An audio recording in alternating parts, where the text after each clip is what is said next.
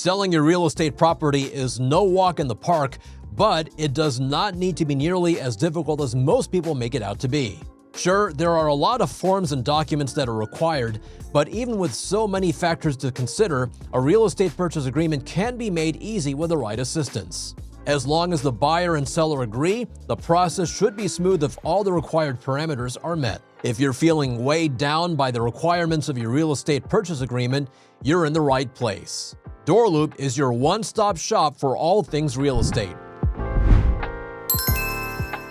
In this video, we'll go over all you need to know about a real estate purchase contract. A real estate purchase agreement is a legally binding contract that outlines all the terms and conditions agreed upon by both the buyer and seller regarding the sale of a real estate property. A real estate purchase agreement can go by different names depending on state laws, such as real estate sales contract, home sale contract, or real estate purchase contract. One thing that is common with all real estate purchase agreements is that once both parties agree on the purchase price and sign off on the contract, the purchase agreement becomes a legally binding contract from the closing date onwards. This is important because breaching any terms of the contract, whether knowingly or unknowingly, could result in severe penalties. Some important real estate purchase agreement terms buyers and sellers should understand include licensed real estate agent, addendum, earnest money deposit, and buyer beware. A licensed real estate agent is a person who is allowed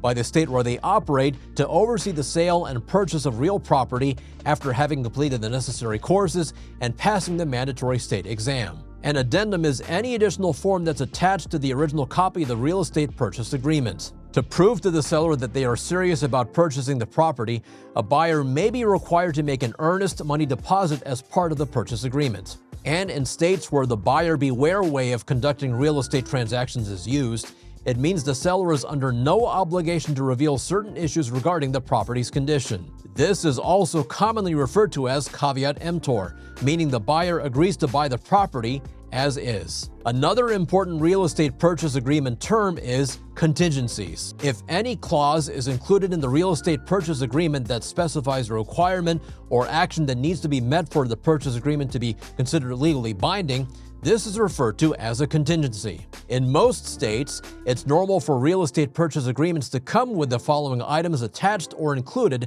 as contingencies: homeowner's insurance, appraisal, home sale and kickout clause, title, inspection, and disclosures. Now, while most people only seem to worry about obtaining financing for an investment property, it's the details of the purchase agreement that usually have the biggest bearing on a real estate transaction.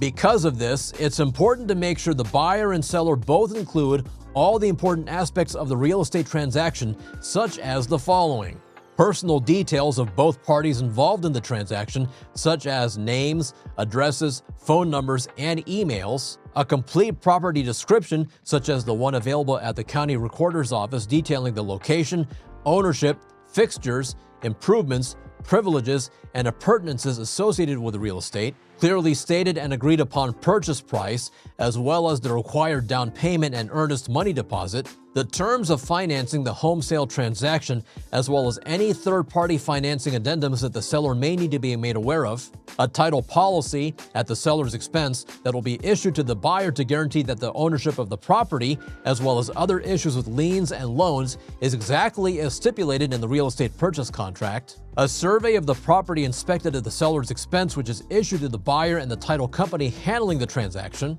the seller obligated to issue a property disclosure stating that they do not know of any material defects that the property may have that may affect its value other than those stated in the purchase agreement, specific statutory disclosures such as a lead-based paint disclosure that are one of the seller's obligations to the buyer by law, a property inspection report to be conducted at the buyer's expense or added to the closing costs by any professionals of their choosing, details of the escrow agent handling the transfer of property from the seller to the buyer, as well as all the associated payments and closing costs, the request for and completion of any necessary repairs and improvements to the property that the buyer may have identified during their due diligence, the closing date on which all the terms and conditions mentioned in the purchase agreement will become legally binding, possession of the property in its current or acquired state with accepted signs of wear and tear that will be delivered to the buyer by the seller on the agreed-upon closing date, provided that the terms and conditions of the purchase agreement are met, both parties agreeing that the escrow agent is necessary but not a part of the purchase agreement nor liable for any loss of or interest made on earnest money, the buyer agreeing to withhold 10% of the purchase price to be submitted to the IRS unless the seller meets certain conditions for exemptions, such as when the total proceeds from the sale do not exceed $300,000 and the buyer will be using the property as a residence, and signatures from both parties involved in the real estate purchase contract to make the document legal. Now, to cut down on closing costs, some people usually try to cut corners and end up leaving out important documents that are necessary for all legal real estate contracts. The following are some of the documents you need to include depending on the nature of the real estate purchase agreement. Land contract. This is required to document any loan that is agreed upon between the buyer and the seller that states the deed of the property will only be transferred to the buyer once the full amount of the loan has been paid. Deed of trust.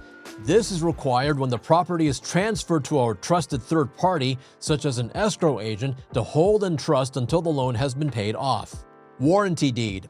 This is the document issued to the buyer that proves the property in question is not under any liens from third parties that would otherwise mean a renegotiation of the purchase price. Quitclaim deed.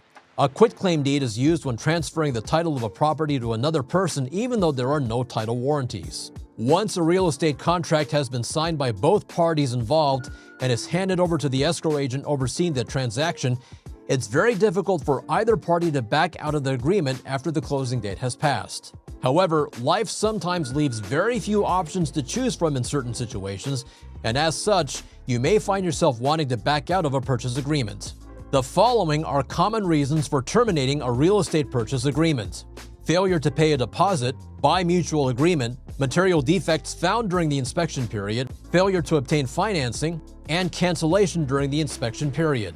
However, as a legally binding document, a real estate contract is not an easy thing to back out of without incurring penalties. If you feel you must back out of a deal at all costs, there are a few options you can exploit, such as request to the buyer, claim breach of contract, include a backout addendum, or exit while contract is under review. Now let's talk about the pros and cons of using a real estate agent versus FSBO, or for sale by owner. In most cases, homeowners end up opting for the security and convenience of hiring a real estate agency to handle the sale of their property. But that does not mean if you want to give it a go yourself, you cannot do that. It's best to look at the situation objectively and choose the best option. With FSBO, there are no agent fees to consider and therefore the closing costs are kept at a minimum. Also, you have a lot more say in the asking price rather than just relying on the valuation of the agent. But FSBO properties usually end up selling for significantly less than those sold by agents, and you will still be liable for the fees charged by the buyer's agent. If you're determined to take charge of your own investment decisions and sell your property, you can do so in the following 6 simple steps. Prep for marketing, set the purchase price based on market value, show the property, receive offers, meet the terms of real estate purchase agreements, and close on the property. There is no need to spend months struggling to sell your property because you are finding it difficult to formulate a real estate purchase agreement. If you visit DoorLoop.com, you will find all the forms, documents, and resources you need. Well, that's it for this video. If you want more real estate content for your business, make sure you check out our YouTube channel for more DoorLoop videos, such as the best property management apps all managers need and the top apartment listing sites for your rentals. Remember to like this video, share it, and of course, subscribe to our channel. Thanks for watching. See you next time.